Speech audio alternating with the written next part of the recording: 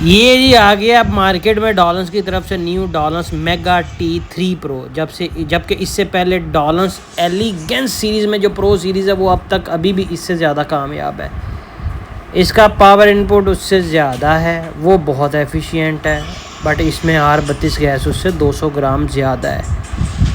Overall दूसरों से तो बहुत बेहतर है। डॉलेंस अपने हाई एंड सभी मॉडलों में ट्विन रूटर कंप्रेसर अभी तक दे रहा है। डॉलेंस एलिगेंस प्रो में भी ट्विन रूटर कंप्रेसर है, R32 गैस है और 1465 वाट उसका पावर इनपुट, जबकि इसका कूलिंग पर पावर इनपुट 1760 वाट है। अभी मार्केट में ना वाहिद डॉलेंस है जो अपने यूनिट्स में अभी तक ट्विन रूटर कंप्रेसर दे रहा है, और इस मेगा T3 प्रो में भी ट्विन रूटर कंप्रेसर।